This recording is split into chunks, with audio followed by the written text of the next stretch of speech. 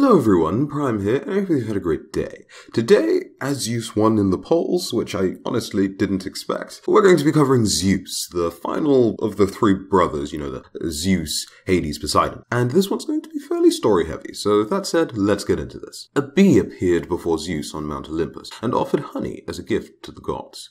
Pleased, Zeus offered the bee anything that it would desire in return, and it would be theirs. The bee already entered Mount Olympus with its own agenda in mind, and it asked for the ability to fend its labors, i.e. honey and the honeycombs that it given to the gods, against humans. Zeus replied, "Certainly, but you should know, if you do evil to man, hitting them with the sting, you will die immediately.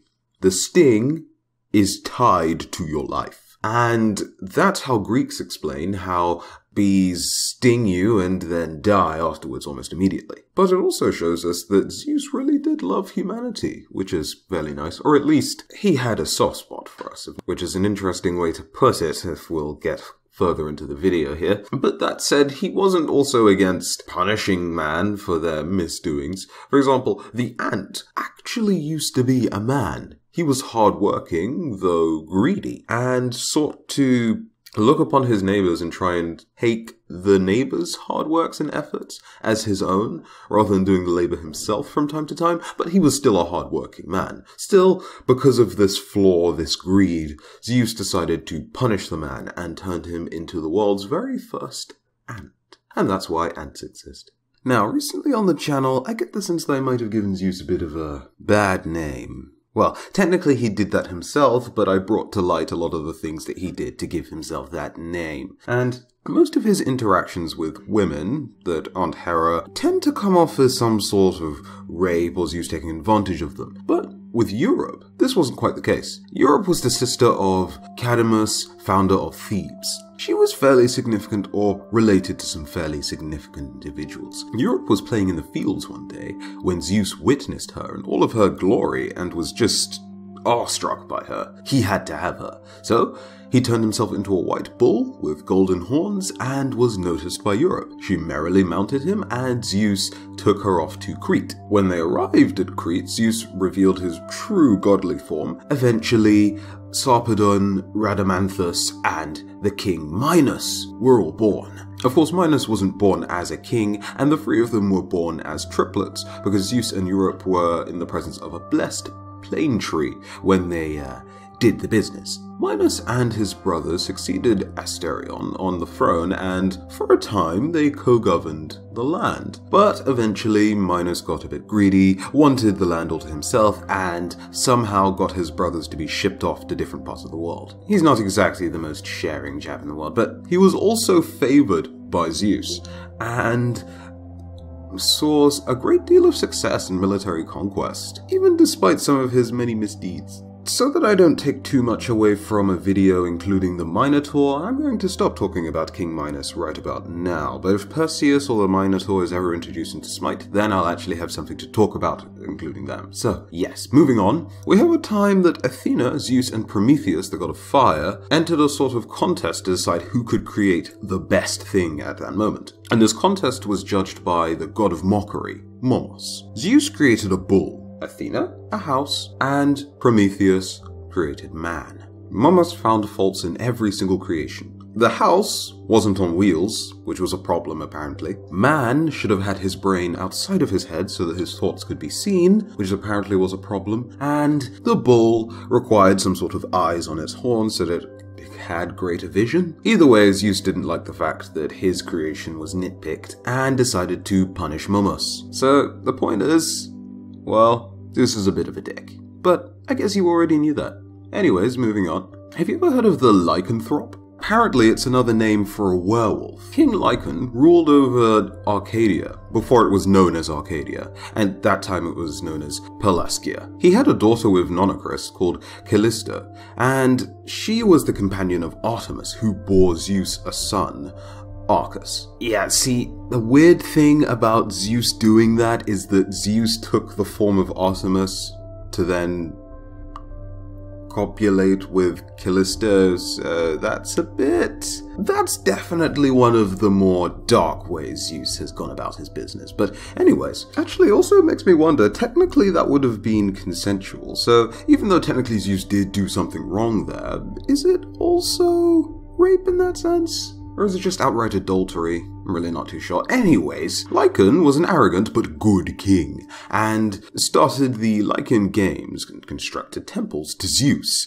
He became a bit of a religious fanatic in that sense, and the worst things that he did consisted of sacrificing children in these new temples. Suffice it to say, Zeus was not too pleased and sent down lightning bolts to smite Lycan and his sons. But there are variations of the myth that are more common than this one. In these variations, Lycan devotes himself to worship of the gods, and he goes all out in building new temples, but also routinely sacrificing people to the gods, and the gods were none too pleased about receiving more and more human sacrifices. So upon hearing some of these rumors of a flourishing king, Zeus sought to test Lycan and visited Pelasgia. Now, the people sensed that something was a bit divine about the presence of this new figure, i.e. Zeus in disguise, and he became popular among the people. So, upon hearing of this new traveler's popularity, the king invited him for a meal. In some variations of the myth, this meal was intended to be the end of this new traveler. But either way, they tried to serve him a person, but not just any old person. Usually it's a child that's roasted and killed in a very specific way and served to Zeus in disguise. The child might have been Nyctimus, one of Lycan's own sons. It could have been Arcas himself, or just a random, perhaps slave, or a random child. Point is, it's a child, and Zeus realizes that he's being served a child and is enraged, turning the king into a lycanthrope, or werewolf. Let's just call it werewolf, because that's what it is. The words are synonyms, so. The king goes on a rampage and feasts on his other sons. Then he leaves the city and from time to time terrorizes anyone who gets too close to him, but also goes off to hunt people on his own. Now, most commonly, either Nyctimus or Arcas take the throne because either A, the gods take pity on them for being served to Zeus and revive them, allowing them to rule, or one of them survives the attack, and as they're the last surviving heir to the throne, they rule because of that. Now, in variations where they both survive, you'd expect Nyctimus to take the throne because he's the oldest and he should get the throne next. He's the next most legible, but because of his father's actions, it would skip a generation and Arcas takes the throne in those myths, which would suck for Nyctimus, but hey. At least he got to survive with his life, so he should be pretty pleased about that. And of course, Zeus saw that justice was done for once. In cases like these, I really don't see how you could too much fault Zeus, besides the fact that the werewolf, of course, terrorized some innocent townsfolk or villagers or people that weren't necessarily connected to the events but still eaten by the werewolf. Apparently, according to some variations of the myth, on nights of a full moon, you could hear the desperate cries of the king. So, that's pretty dark. But moving on, Troy took his name from the king Tros of Dardania, and his son, Ganymede, was abducted by an eagle. See, his son was completing his usual daily tasks around the slopes of Mount Ida, and this eagle just finds the son incredibly attractive. So, he takes him up in his talons and flies him all the way off to Mount Olympus. I'll give you one guess as to who this eagle exactly was. Now, Ganymede was intended to be a cupbearer and tend to Zeus's, personal needs. I never imagined that Zeus would have had any sort of homosexual relationships, but then again, as homosexuality was shunned upon by Greek society, I don't think it was necessarily outright punished by law. And I'm guessing Zeus's dabbling it is probably the reason for that. But yeah. Problem with Ganymede being a cupbearer was that, first off, he kind of was taken from his father, and his father was a king, so Zeus had to compensate his father by offering him the best possible horse, and of course told him that Ganymede would be a mighty cupbearer.